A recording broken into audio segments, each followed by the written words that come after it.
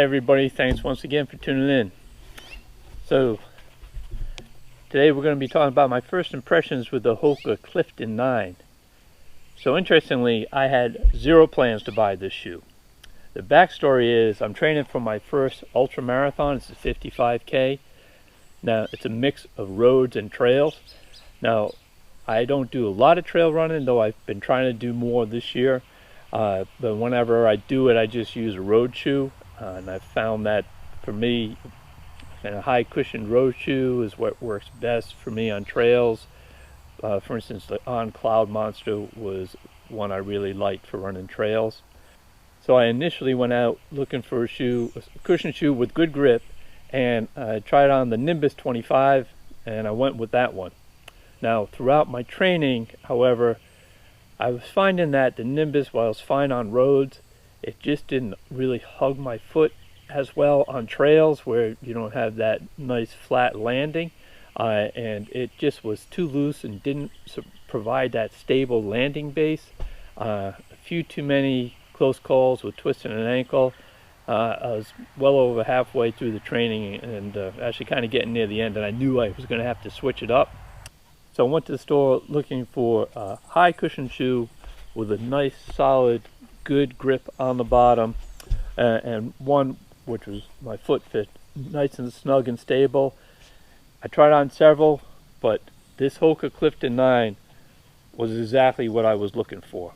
But before we get into the fit, let's talk about the basics. This is a neutral running shoe made for road running, or in this case it's going to be the hybrid made for roads and trails. It's considered a highly cushioned shoe. It has a 5mm drop. So right, the heel 5 millimeters higher than the forefoot, which surprised me because I didn't have any idea what the drop was when I put it on. When I went and got it and put it on, and usually I can tell for me if it's more or less than 8. I kind of thought it was more than 8. I was surprised that it was only a 5mm drop.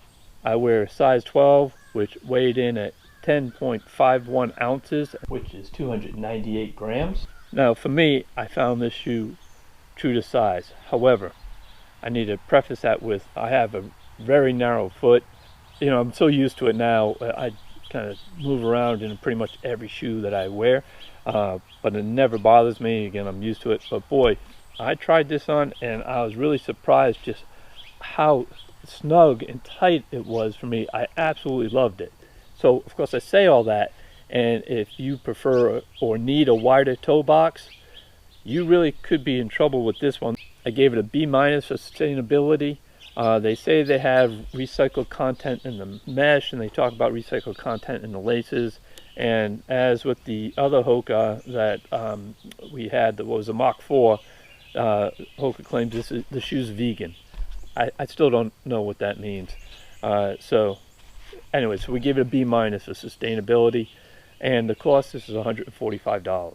I've never worn the Clifton before, so I can't compare it to previous versions, but Hoka advertises this as pretty straightforward and simple.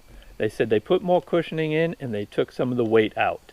They did that by, they simply added more cushion by increasing the stack height, but you would think that would increase the weight, but it didn't. Their engineered foam that Hoka uses, they've redesigned it, re-engineered it so it weighs even less. So there you go, more cushioning, less weight.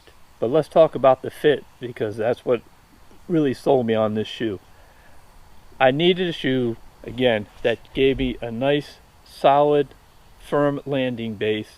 It held my foot nice and snug, so if we weren't quite flat like on a road, I wasn't going to have that little bit of slide and give, which is, I needed full stability with a nice solid landing base. Bingo, this is what I've got. Second was the snugness of this toe box. I can't stress this enough. If you got a wider foot, need a wider shoe, you need to try this shoe on before you get it. And I keep thinking how this felt so good for me. If you had a wider foot, it's going to feel maybe that bad for you. But getting back to it, it was fantastic for me. And that narrowness really certainly extended through the midfoot. I think I really like the heel design as well. The tongue, now it's semi-gusseted. All right, so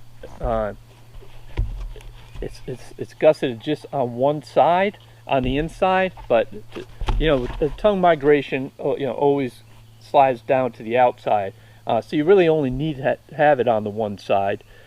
I thought the tongue, it's a little thick. There's maybe extra padding in it they didn't need to put in, but it's certainly very comfortable. As for the heel, you know, I talk about this. I always like it when they take the cushion and it starts thinner at the bottom and builds up, and then it meets its maximum around this heel collar.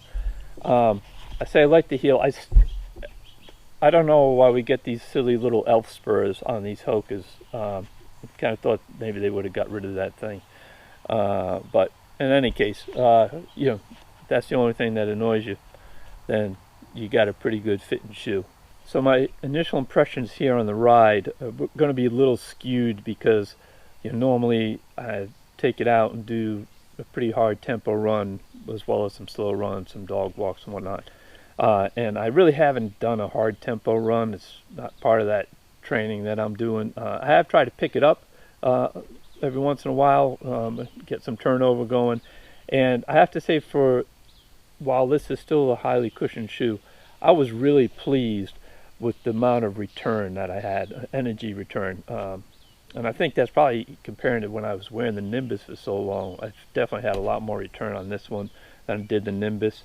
As far as the design, you know, this is a rocker shoe, which all Hokas are. You know, when I say rocker, I put in two categories. Some, you know, just meant we're just going to rock and propel. Others are the snappers, where usually you have some sort of plate of some sort, like the Wave Ride or something, and when you land, it kind of loads up and then springs you forward.